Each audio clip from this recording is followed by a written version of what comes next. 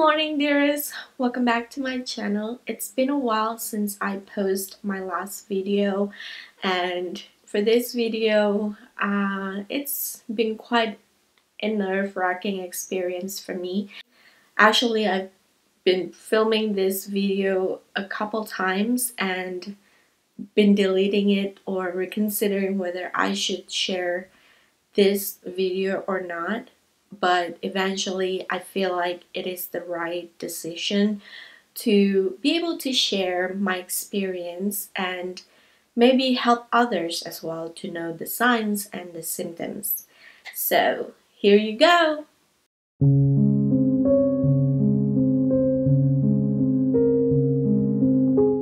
So the story starts back in November of last year. I was at work eating my lunch, and I still remember I had the Acme chicken wings, and those are good, but they can be very salty and quite oily as well. So while I was eating that, I felt a sudden pain on my left side of the stomach, and it hurt so much that I had to stop eating. And so I waited for a few minutes and then it subsided, and I didn't really think much of it, but I thought like, okay, maybe it's the chicken wings, so I didn't finish my lunch at the time.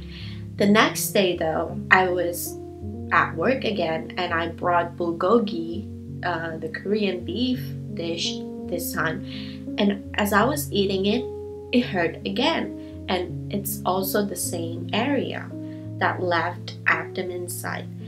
By that time, I just thought maybe it has something to do with my food, but the pain also subsided at the time, and I didn't really think much of it. I thought maybe it's just the food, right? And for a couple days after that, I had salads because I was scared of the pain to come back, and it was good for a few weeks until it came back again. But this time I was not even eating anything crazy. I was maintaining, trying to eat a balanced diet, and it hurts again, and it's also hurt in the same area. By that point, like everyone else, I also googled and tried to find out, like maybe get a picture of what is actually this pain about, and Google showed that it could be pancreas, right? Because of the food and how it hurts when you eat a certain meal. So I really thought it was my pancreas, something to do with it, or at first I thought it was kidney stone, but it was different. I think kidney stones is on your right side, but mine's on the left side. So by the second few weeks after that though, when the pain suddenly started again, the pain has now come to the pelvic area, like lower abdomen side. And so I went to my GP, but my GP was on vacation, so it was her replacement, and she prescribed me Pepsid for gastric acid because that's what she thought it would be.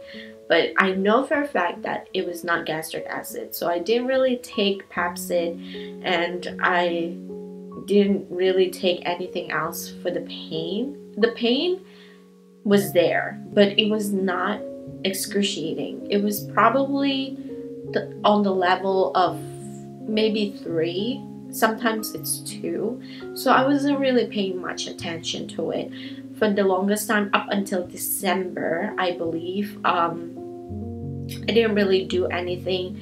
My coworkers kept on telling me maybe you should go to the ER. He was very adamant that it's a good thing to go to the ER because they will check for everything anyway over there. But I never been to a hospital before except for taking my parents, so I really didn't want to go there. I didn't really want to have IV on me. Like, it's just, I don't want needles poking me, none of that. So I kept on pushing, like I kept on delaying it. I told him, yeah, maybe I'll do it, maybe, I don't know, maybe next Friday or maybe the next Friday or so. I kept saying that, and it's so funny that some of my coworkers say, like, you don't schedule an ER visit, you don't plan it ahead. You know, there's a reason why it's called emergency, and you're in pain, you know, but it's not a very bad pain, so I really didn't, you know, try to make it into a big issue. But then, like, after, so from November up till December, I think it's the week before Christmas, the pain lingered.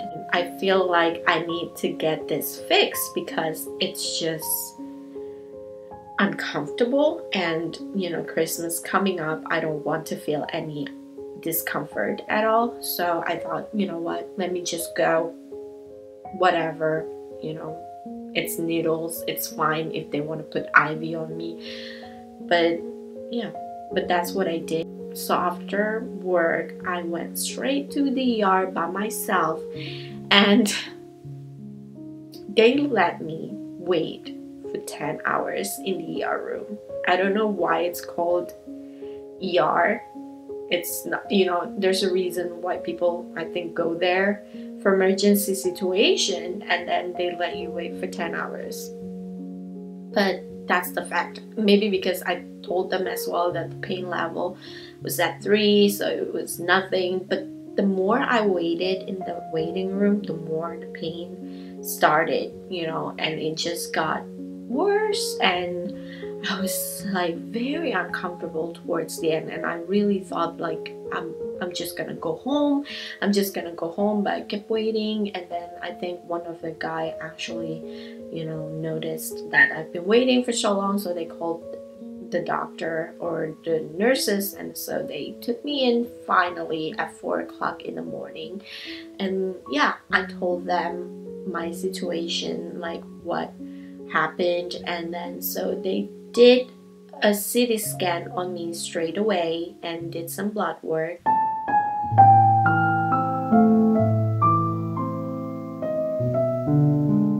And the nurse came back.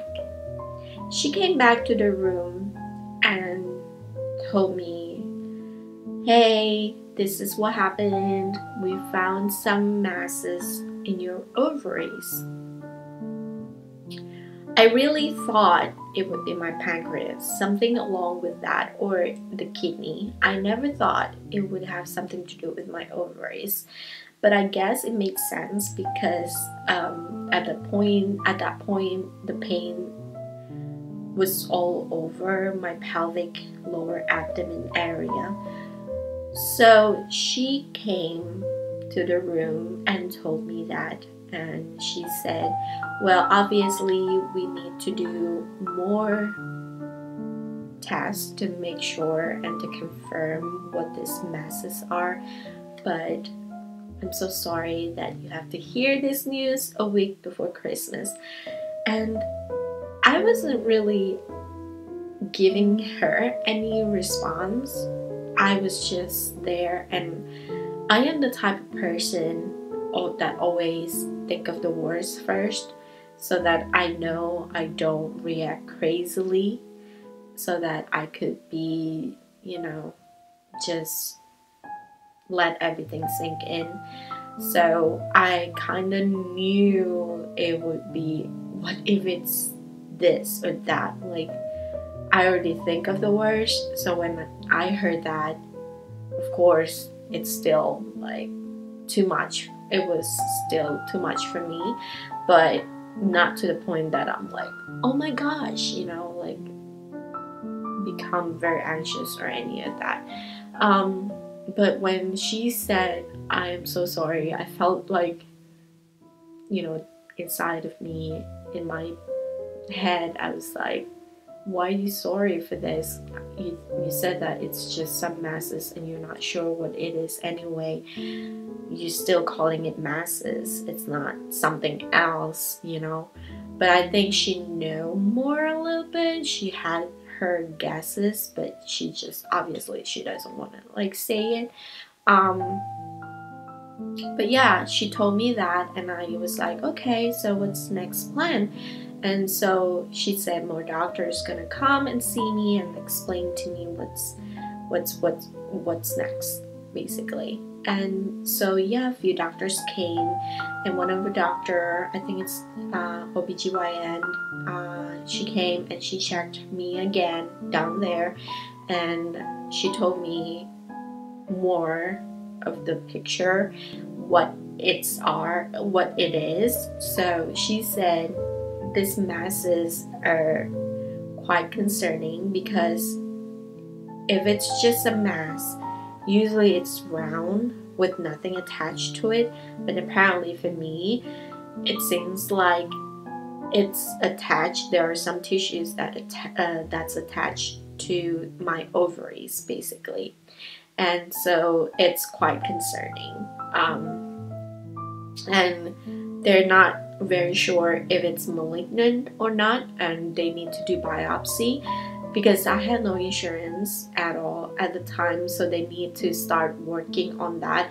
They wanted to give me an MRI, but I can't because I have no insurance. So they said, well, there is some fluid in your abdomen right now, so we're thinking we're going to do a paracentesis, a draining, and take that fluid as a biopsy, and to determine whether it's malignant, because they're very sure the fluid came also from the masses in my ovaries. Basically, it stems from that. So that was the plan. And they said after the draining, the paracentesis, you will be discharged, and we will let you know the result, and you might want to consult with your GP after that. But I just wanted to get done as soon as possible, right? And so they say, well, we will let you know the results. And so they did the paracentesis, and they took out almost a liter of fluid in my abdomen. It was nuts. And I think I saw the liquid. I think so, yeah, the liquid was like dark brown color.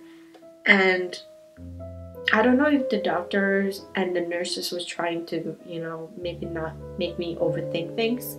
They were saying like, oh yeah, we've seen like this patient that has like liquid, we drained the liquid, and the color of the liquid was like milk. It was ew. And yeah, so I didn't really ask much of, okay, what about my, like, that fluid right there? It looks very nasty as well. But I was just looking at it, ew. And then they were like, like, I've seen like worse or something, they said. So I don't know. But after that, I got discharged. And oh yeah, I still remember before I got discharged, one of the doctor, he's kind of funny. I don't think he's very good with his bedside manner, but he's trying, and he was telling me, well, because I wanted to get discharged very soon, because it was the weekend, and I want to go out somewhere, with Vincent. It was my time hanging out with Vincent, and so I want to be discharged soon. And the doctor sounded quite annoyed at me for wanting to get out of there very quickly. And he said something, well, we'll let you know the results and etc. But I was asking him, yeah, but like, can you tell from other blood tests whether it's malignant or what it is? But they said, well, your CA-125 is 1,500, and that's high for someone, because the normal range should be 16, but mine's 1,500. And even though, well, I said, what is CA-125? And so he said it's one of the biomarker for cancer. But it's just one of them, but it doesn't necessarily mean that you have cancer. It just mostly show that you have inflammation inside. It's to show that you have something wrong in your organ. That's it. And so I'm like, okay, but wow, that's like a huge difference, like from 16 to like 1,500. I didn't notice that it would be like that, because even when I was in the hospital, I stayed overnight in the hospital for the paracentesis, and yeah, I didn't really feel any pain. Even when they pressed it, or they tried to like touch it a certain way, it didn't hurt at all. And I was completely fine. I was walking. They didn't even put IV because I'm fine. Like, I was absolutely fine. But yeah, that's what happened. I got discharged. After that, and I just waited for. I was waiting for the result, but then it was almost. So I got discharged on Saturday, and I waited until Tuesday, and I thought by Monday they would for sure give me, like reach out to me, but there's none. So in my mind, I was thinking maybe it's not something serious if they don't reach out to me like real fast and etc. And I kept checking my chart as well on my phone, and I just don't see any of the test results in there, and it's so weird. And I waited until Wednesday, I think, and then there was nothing. Nobody reached out, and by that time I tried to call the hospital, and no one's reaching back to me. And I tried to call my health provider to see if maybe they received any results, and they told me they didn't. And so I was kind of like confused and doesn't know what to do at that point. While I was being confused about the test results, I was checking my chart all the time and just looking at it. Then I saw on one of the files there was like a recent post, and it was an updated date, and I was like, but there's no notification that something has been posted there. But I checked it anyway, and it was a PDF file. And when I read it, it says something about malignant, and then it says something about high serous carcinoma. High-grade serous carcinoma. When I just saw the words malignant and high-grade, wouldn't it be something serious? And I tried to Google, and for sure, it shows that it's cancer, basically.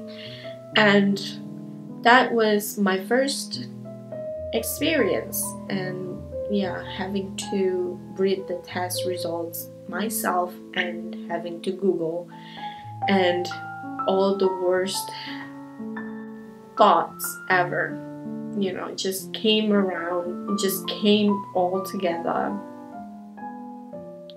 And I was like, okay, this is so weird. Why is there a file like this and no one's reaching out to me?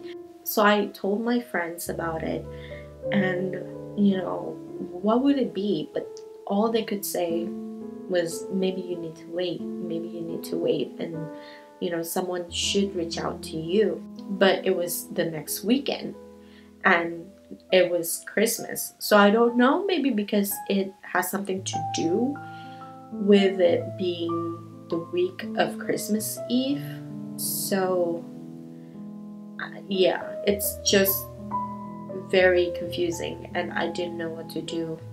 And so it was the next weekend, which is Christmas Eve, and it was Saturday, and Vincent and I, we planned to go out and to see a movie, and yeah, just have some relaxing time for a little bit. And at the time, I started to notice that my tummy was bloating, and my pain, there's another pain on my abdomen, but it's quite different. this time is whenever I move side to side, it hurts so bad, like something just slapped my organs right and left. And it's bloating. Basically, I wasn't sure. It wasn't bloating like crazy, but it was. I wasn't even sure because I never had bloated tummy before, and so I kept looking at it, and I asked my coworkers to be like, "Do you think I'm bloated?" Because I'm not sure if I'm bloated or I'm just I just have a fat tummy, because I do have that as well. But it's that Saturday, and I got just worried about everything, and just the fact that it's Christmas Eve and the next day would be Christmas, and I don't want to feel this way, this type of discomfort during the holiday. I just don't want it. I want to enjoy it. Why can't I enjoy it? So I was in the gloomy mood, I would say. We went to see the movie, and then after that we had something to eat, and at the restaurant I wasn't able to eat much, even though I'm hungry. I was hungry, but I wasn't able to eat much, and that frustrated me even more. I could only took maybe a few spoonfuls, and then I'm like, I can't eat because I'm too bloated, and it felt harder to breathe whenever I ate something. So I cried, and I was so frustrated by that time. Vincent saw me, and he's just like, maybe you need to go to the ER again. And I really didn't want to go again, but he kept pushing me, and he said, you're not feeling well, and let's just go. I will be there. I will accompany you this time. So this time I finally went, and thank goodness they let me in right away. Maybe because I was in a state of, I was crying and was hard to breathe, and so they took me right away. They gave me some painkiller, and they also did another CT scan on me, and Vincent was there the whole time, and I was grateful for that. And they also did ultrasound this time. While I was waiting, one of the doctor came back, and he told me, you know what's going on, right? And I'm like, not really. So I told him about the whole no one's reaching out to me, and he was quite surprised, and he said, oh my goodness, I am so sorry for that. I don't know what's going on. Like, I don't know how they didn't reach out to you. But yes, we received the result from the biopsy last week, and it is confirmed that you have a malignant ovarian cancer. Everyone, that was my diagnosis. That was the first time I finally heard the word.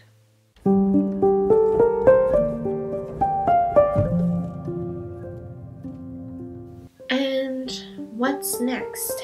The doctor told me he was so sorry about what's going on and how it happened, but then he also told me the problem with my bloating tummy was because there's more fluid that came back, and that's why it's giving me all the discomfort in my abdomen. And so they're going to do another paracentesis, but this time though they have to bring me or transfer me to a bigger hospital, because there's a team of doctors that are studying my case at this point, and he told me they will take better care for you over there, and also they will also need to start helping me with my insurance. It's an emergency situation at this point. And that's what happened. The day after that, I stayed in a hospital and they transferred me to a bigger hospital, and I stayed there for the paracentesis, and I got transferred on Sunday, which was Christmas Day, and I was feeling very mellow. And I remembered I was transferred and I was telling one of the nurses, I am so sorry, like I am so sorry, I don't know why I apologized, but I just did. And she was like, why are you even apologizing? You know, you're sick, nobody can predict it, and it's not your fault that you're sick, basically. And yeah, I just felt bad because my friends had to come down to the hospital for Christmas. Like, and everyone had to be worried about me during Christmas time. It's just, I felt like I took away their Christmas happiness, you know. Right after it, I met a lot of doctors. I've never met that many doctors in my life, but I did. One of the doctor came and she also, you know, said sorry and kind of told me what is going to happen next and next and next, and that I will meet the lead doctor. And she asked me if I have any questions, and I was by myself at the time, and I, you know, broke down and I told her I don't even know what is the right question. I don't know if I should ask about my mortality rate, like what is my survival chance, like my chance of survival in this. And she's quite nice, and she said, well, the lead doctor will definitely let you know about all of this. I feel like I'm not the right person to tell you, but it's our goal to cure you. She said that, and I appreciate her very much for that word, because a few days after that, my coworker told me that she also had experience with ovarian cancer with her mom, and her mom passed away sadly, but she said, well, there should be some hope in what your doctors are saying, because they said that, you know, their goal is to cure you. You have to believe that. If they didn't think that you are worth, or not worth, but like if you don't have any chance of survival, they will not say that. Believe me, they will not lie to you and try to give you any hope or something. And so when I heard that, I felt a little bit relieved as well. And so I met the lead doctor, and he told me that you know, when I asked the question that I want to ask, you know, he said that after the surgery, which I am going to get, my chance of survival is at 70%. And with the modern technology right now and how advanced the treatments are, he said that you have no worries, it grew above 70% is what he's saying. And I was happy enough for that. I was happy enough because I was Googling before all of this. And don't Google, everyone. That's all I want to say. Don't Google whenever something like that ever happened in your life. I mean, if it's just to like know some sort of picture, it's fine. But if you know that your diagnosis already, like, just ask your doctor.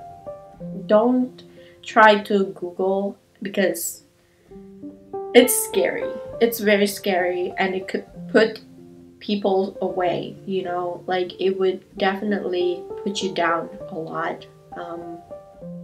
But when I heard my doctor telling me that, I was, you know, I believed in them.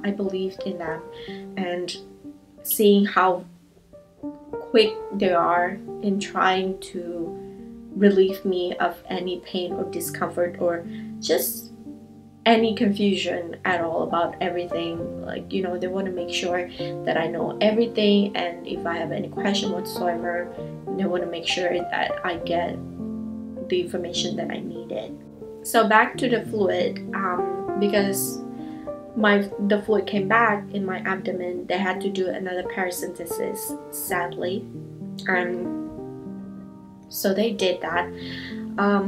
And I was very surprised that they did it right after Christmas, like the day after Christmas, which was Monday. And some of the nurses were kind of surprised as well.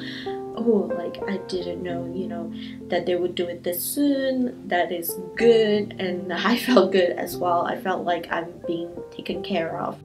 And just the fact that also they were doing very quickly about my insurance, and just the fact that the hospital was able to help me cover some of the expenses. I was very grateful during all of this. I don't know if you want to call it the right timing, it being Christmas time, and I don't know whether maybe they feel some sort of, you know, empathy towards what I have to feel, or like what I have to experience during Christmas time. So they want to make sure that I get the best care possible. And yeah, overall everything was so fast, and they even started talking about my treatment plan already.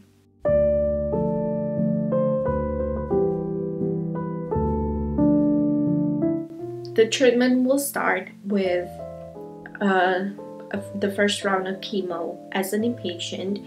They want to make sure, or the hospital want to make sure, that I get my first chemo as an inpatient first, because if it's outpatient, that means I have to wait longer for the chemo, because my insurance were still not granted yet, so they need to wait for an approval. But the hospital agreed to cover for my first round of chemo, and yes, I'm so thankful for that. So they was thinking whether they want to put an IV line on me or they want to put a chemo port. Obviously expenses again, and they were deciding whether the hospital will cover for that as well or not. And yeah, it's the day after Christmas, and I found out in the morning when they're about to do the paracentesis that they're going to as well put a chemo port in me, and that the hospital approved to cover it as well. And I was so grateful throughout everything. They took out my paracentesis, they drained the fluid, and this time though the fluid was much more. It was almost up to 2 liters, and nuts. It was just nuts. No wonder I felt all those, the bloatedness, and then also like the fact that I felt something moving in me. It was just that amount of fluid, you know, in my abdomen. That's crazy. And they also insert the chemo port in me. I felt so much better right after they drained that fluid in me. I felt so much better, and I wasn't able to eat properly days ago, and right away I was ordering food and I ate. It was great. I felt a little bit motivated. And so with that, come Tuesday, and that was the start of my chemo. And what they're going to do is that they're going to give me about 3 or 4 rounds of chemo before my surgery, my big surgery. And after my surgery, then they will do another 3 rounds of chemo, and then a year of antibiotic. That was the whole treatment. There was no radiation. So grateful, so chuffed about that. So I did my first round of chemo as an inpatient, and to be honest, with chemo I had no problem at all. Well, I had the first problem only when I had the first round of chemo, maybe because that time my body was just in shock with whatever's happening. But after that, my body got used to it, and I also like find a method in how to not get any of the side effects prohibiting me with my daily lives. So I was able to keep the nausea down. That was great, and the aches was there, but then after a few rounds of chemo, it got lesser and lesser, which was kind of weird, but you know, I was happy overall with how well my body reacted to the chemo. And I had the surgery as well, and you know, I have the vlogs throughout all of this situation, the chemo, also like the surgeries, just like overall daily lives and what I had to experience during chemo weekend, etc.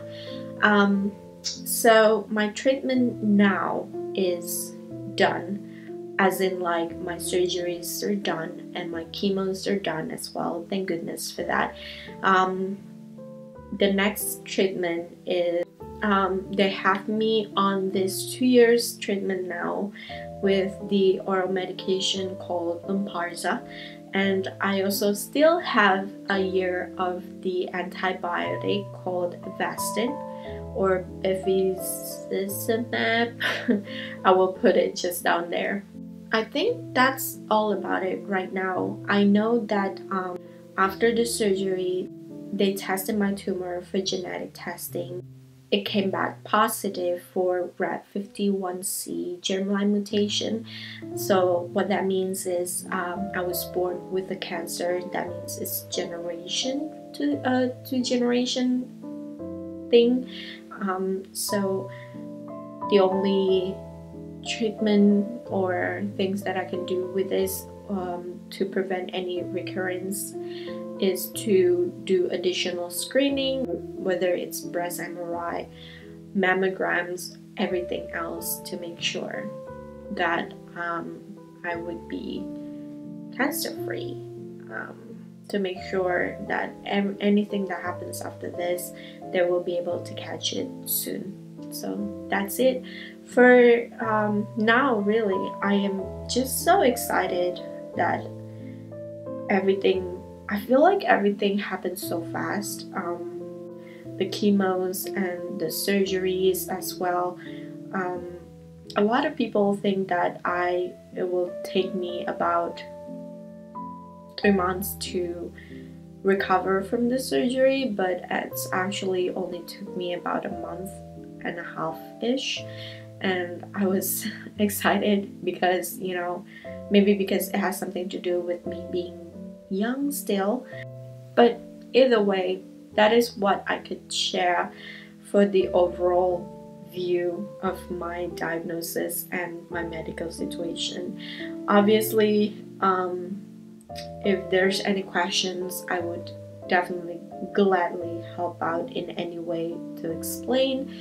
I also am thinking of making another video just sort of sharing my feelings about it, because if I also talk about my feelings in this video and how I overcome the negative thoughts that sometimes would happen or would show in my mind, this video will get longer and longer and longer, and I don't want that. It will be on a separate video, and I will talk mostly about my belief as a Christian there as well, and how that helped me to get through all of this, and to have faith and to believe that, you know, I still have a purpose in this life right now, as of now. And even whatever, you know, whatever that happens, everything happens for a reason, and I know it's all good in the name of God. So yeah, I will talk mostly about my belief there. Yeah, I'm not sure if anyone wants to find out more. If you know, if you do, then if you are experiencing some problems, the same problems with me, the same just like me as well, please feel free to reach out. I really think that watching this type of videos can help you not to self-diagnose or to get you worse, especially if you reach out. That can help us to encourage each other, and especially if someone's is being positive about all of this, don't see the negative in it. Obviously, nobody wants this, but if we are being chosen to be a part of this life, then we need to always see the positive in it, and I really hope I could help in that sense as well. I am so sorry again if in any way the video is kind of abrupt or it's not too clear on certain things, and I really thank you guys for watching, whoever's watching this as well. Thank you so much, and I will see you in the next video. Thank you.